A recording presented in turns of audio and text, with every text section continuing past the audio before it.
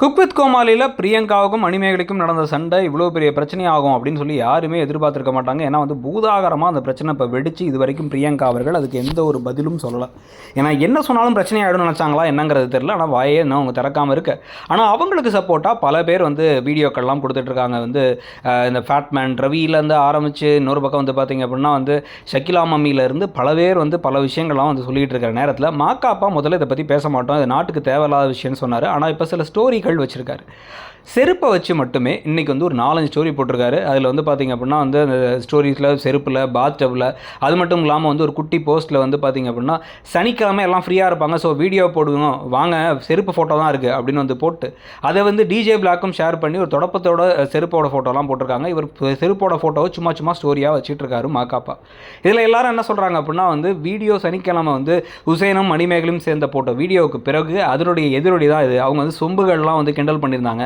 அதனால் இவர் ஏதோ ஒரு கோவப்பட்டு அதனால் இவரும் இந்த மாதிரி பேசுகிறாரு. அப்போ இவர் இன்டைரக்டாக மணிமேகலை தான் தாக்குறார் அப்படின்னு பலரும். ஒருவேளை அது இந்த பிரச்சனை சமயத்தில் என்ன போட்டாலுமே அது மணிமேகலை பிரியங்கா விஷயமாக தான் பார்க்கப்படும். அப்படி இருக்கும் பொழுது இந்த மாதிரி ரெகுலராக ஒரு போஸ்ட் போட்டுட்ருக்கார் ஒருத்தர் அப்படின்னா அதுக்கான ஒரு காரணம் கண்டிப்பாக அந்தளவுக்கு அவர் ஏதோ கடுப்பாயிருக்காரு, கோவமாயிருக்காரு அப்படின்னா அந்தளவுக்கு இவ்வளோ சீப்பாகவும் ஒரு விஷயத்தை பண்ண முடியுமா? எத்தனை செருப்பு ஃபோட்டோலாம் போடுறது காமெடின்னு எடுத்துக்க முடியுமா? அப்போ இந்த மாதிரி ஒரு பிரச்சனை நடந்து இப்போ மணிமேகலை வெளியே வந்ததுக்கு பிறகே இந்த மாதிரிலாம் பண்ணுறாங்கன்னா உள்ளார ஷோ நடக்கும் பொழுது என்ன மாதிரி வகையான பிரச்சனைகள்லாம் அவங்க சந்திச்சிருப்பாங்க? ஒரு பவர் குரூப் மாதிரி ஒரு 2-3 பேர் மற்றவங்கெல்லாம் போட்டு எவ்வளோ படுத்திருப்பாங்க அப்படின்னு மணிமேகலைக்கு ஆதரவு தான் பெருகிக்கிட்டு இருக்கு. மாக்காப்பாவுடைய போஸ்ட் போயிட்டு இப்போ திருப்பி கமெண்ட் செக்ஷன்லாம் ஆரம்பிக்குது. ஸோ இந்த கதை முடியாமல் திருப்பி தொடர்ந்துகிட்டே இருக்குது.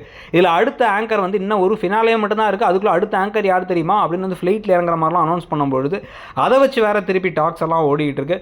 ஸோ இப்போ ஓவராலாக பார்த்திங்க அப்படின்னா பல குரூப்பாக மக்கள் பிரிஞ்சுட்டாங்க. பிரிஞ்சு இந்த பக்கம் சப்போர்ட் அந்த பக்கம் சப்போர்ட்னு இருக்கிறதையும் பார்க்க முடியுது. இன்னொரு பக்கம் பார்த்திங்க அப்படின்னா செலிபிரிட்டிஸுமே இறங்கி கீழே அவங்களும் அடிச்சுக்காத குறையாக வார்த்தைகள்லாம் பேசுகிறதையும் பார்க்க முடியுது. ஸோ ஓவராலாக இந்த விஷயத்தில் மாக்காப்பா அப்படி செருப்பு ஃபோட்டோவாக போட்டதெல்லாம் சரின்னு நினைக்கிறீங்களா? ஒருவேளை அது இவங்கள தான் குறிக்கிறது அப்படின்னா இது சரின்னு நினைக்கிறீங்களா இல்லை தப்புன்னு நினைக்கிறீங்களா? ஏன்னா நிறைய பேர் பிரியங்காவுக்கு சப்போர்ட் பண்ணுறவங்களே மாக்காப்பா அப்படி பண்ணது சரியில்லை, ஏன் அப்படிலாம் பண்ணார் அப்படின்னு கேள்விகள்லாம் கேட்குறாங்க.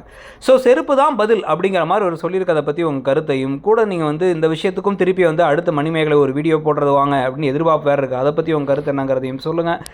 இந்த விஷயத்தில் நீங்கள் பிரியங்கா மணிமேகலை இந்த விஷயத்தில் என்ன நடந்திருக்கும்னு நினைக்கிறீங்க? ப்ளஸ் உங்களுக்கு யார் பக்கம் நிற்கணும்னு தோணுது ஏன் அப்படிங்கிறதையும் சொல்லுங்கள். தேங்க்யூ.